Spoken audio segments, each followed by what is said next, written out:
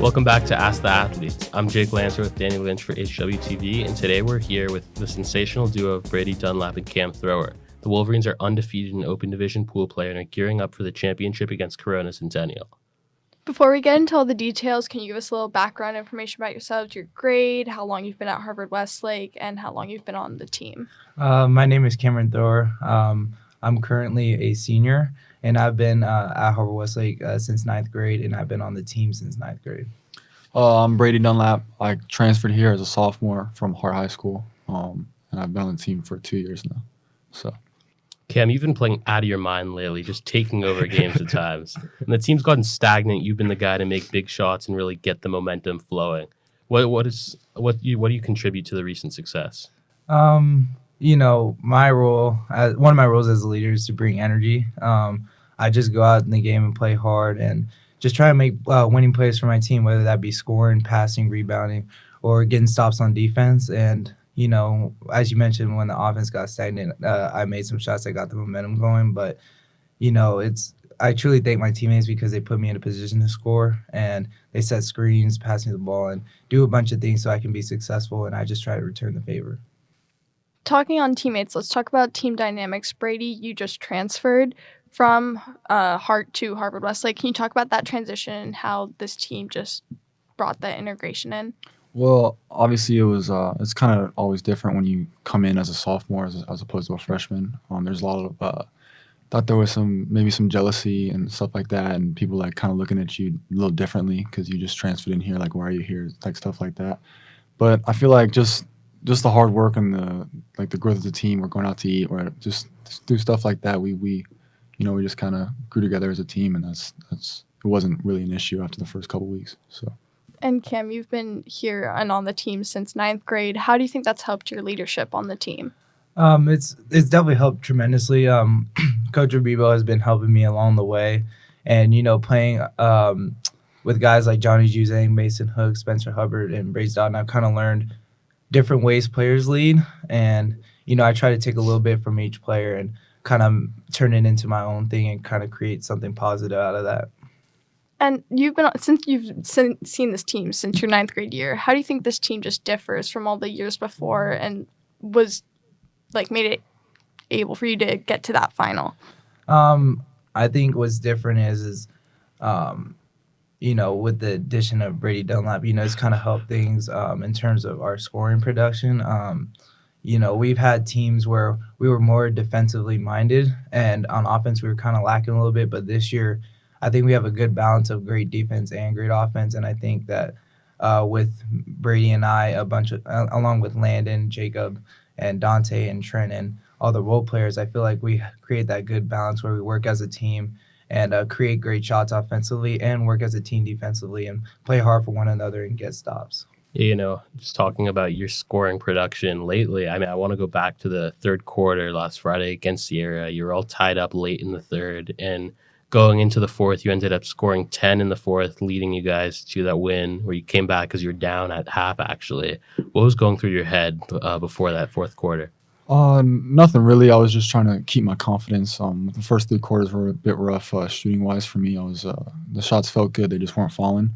So at that point, I just looked to my coaches, looked to my teammates. They were all Cam and Dante and everyone just keep shooting and keep firing because if I'm hitting, then we have a better chance to win. So I just keeping that confidence was huge for me.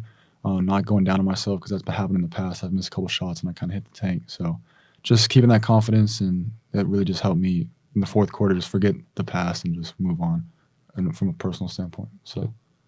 And Cam, it seems a spark has lit in this postseason. You dropped 18 points against Sierra Canyon. What do you think transitioned between regular season into the postseason, and what did that do with your mindset? I think for me personally, I've been through a lot I had COVID, I had a bunch of injuries, and right now I'm kind of at that point where I'm hitting my stride rhythmically, and I feel like I'm peaking at the right time in terms of playing really good basketball. And I feel like, with us having a great team, I don't have to go out and score, a certain amount of points. Like, I just have to go out and make plays, and if that's scoring, that's been the case so far. But mostly I just try and go out and help my team win in all facets of the game. And I feel like, offensively I've been producing, and I just got to keep it up and keep empowering my players as well to hit their stride and keep up with consistent effort. When we were talking to Coach Rabibo earlier this morning, I told him that the season, or this postseason at least, feels sort of like a revenge tour in a way because, especially for you, Cam, you guys have had some trouble with Sierra or Mater Dei past postseasons. And even this year, you avenged your only in-state loss of the season with Notre Dame last week. What do you think is different about this team where you've been able to get over that hump and lead the team to their first ever CIF championship game? I think we've been through a lot of adversity. Like I mentioned, this team has been through COVID injuries. So I think that we've kind of grown closer as a team, and that camaraderie has kind of just spiked ever since. And I think that we believe that we belong, and we have that confidence like we belong and we can play with anybody, and that we're going to go out, trust our game plan, and make sure that we get the job done, and that's to win. Brady, throughout the season, it seems like all eyes have been on you being a transfer and just big expectations all in all, but you actually are very humble about how good you are as a player. How do you think your modesty rubs off on this team? I mean, I feel like being humble is something that a whole team, I think, adopts. It's very important to not have too big of an ego because I feel like if you have that, it preys on your downfall somewhat. You get too confident. You gotta understand where you are. Obviously, individually, I feel like I'm a good player, but I'm good because of all my teammates around me and my coaching staff. So like it's not like I've put a lot of work in, but so have they, and they're helping me and I'm helping them. It's all a teamwork effort. So that's really helping me. So. We talk so much about the veteran leaders of this team and how much they've done, and definitely rightfully so, but it's honestly crazy to think that a sophomore is the one that ended up making those shots to seal the game against Sierra. Trent Perry was at the free throw line with a couple seconds left to get it to that 3-point lead. As a role model for him, Cam, have you seen him progress this year into the player that Coach Rabibo now can trust to be out on the floor in crunch time situations? There have definitely been some ups and downs with him. I've obviously, tried to teach him the game as a point guard because, my junior year I was on the ball after being off the ball, and I had to learn on the fly in just a couple short months, and he's kind of going through that same thing of learning and learning fast. Obviously, the season, it's only 30, maybe 40 games, so before you know it, you're halfway through the season, and he's done a great job of adapting to the way Coach Rabibo wants him to play, and I feel like going through the season, he's had some downs because it's a learning process, and he was trying to figure it out, but now that since the second half of the season and going into playoffs, he's kind of figured it out, and he's found a role for himself to where he can be an aggressive point guard that creates for others as well as creating for himself. And those shots against Sierra Canyon, he does that a lot in practice, and he does that a lot. He's done that a lot in the regular season games, and it's just a byproduct of his work. And I'm super proud of him. We're all proud of him, and we just want nothing but the best for him. Again, in a past interview with Coach Rabibo, we just talked about how Sierra essentially felt like the final game since everyone was just looking at you guys as the top two teams. How do you guys keep that mindset to be at your peak performance against Centennial? I mean, it was this weekend after we won was it was a high for all of us. We got a lot of publicity, and so just going into Monday, we really had to lock back in, and we had to preach the fact that we don't have a ring on our fingers yet. We got to win this game to put a banner on the wall. So I think just the fact that we haven't really accomplished what we set out to accomplish yet is really just it's made an impact on all of our guys, and I feel like that's just going to keep us going and keep us motivated for this next game. So we all want that ring. Yeah, you guys talked about the media sort of publicity now. Do you guys get any satisfaction from getting recognition that you guys deserve finally being one of the best teams in Southern California? Either of you, yeah. I think it's definitely satisfying to see that all the work has paid off. Obviously, for me, I've been here for 3 years, and we've had 3 painful postseasons, and now the fact that we finally got over that hump, and now we're seeing kind of the benefits of our hard work and our pain that we went through. It's definitely satisfying, but like Brady said, that's only the semifinal game, and we still have one more to go. And this is a good Corona Centennial team that's trying to avenge their loss from last year against us, and we just got to go in prepared and ready to, and we just got to be prepared for anything that they throw at us and execute and get the win. We talked about your humbleness a little bit earlier. I got to bring it up again, sort of. When you were on our post game show after the Notre Dame win, and I asked you about your matchup with Dusty Stromer, you told me that you try not to think about it in the one-on-one sense and more in a 5-on-5. It's no secret that you're going to be taking on another top class of 2023 prospect in Jared McCain. How are you going to go about staying focused on the whole Centennial team and not only the one-on-one matchup with him? It's obviously there's a battle between me and him. I feel like, but I want to win that battle for the team. It's not whether like early in the season I thought that I wanted to win that battle for the publicity and for the Instagram and all that stuff. But like now it's more so that I want to win the game. And if that means I'll do anything I possibly can to win this game, whether that is beat him in scoring or if he beats me in scoring, as long as I just have to neutralize that and have to just not really focus on that matchup and focus on just the scoreboard. I look up at the score, we're winning or losing. It's not looking at individual points or how many points he scored. It's all got to be about the team this Friday for us to have a chance to win. You, sorry, No. you guys are pretty familiar with the Centennial team. Actually, you've won the past 5 games in a row against them each time you faced off, and along with that, you guys are both on Team Why Not. I know Jared McCain's on Team Why Not, and a couple other Centennial players, I'm pretty sure. So, how does that familiarity factor into this game on Friday?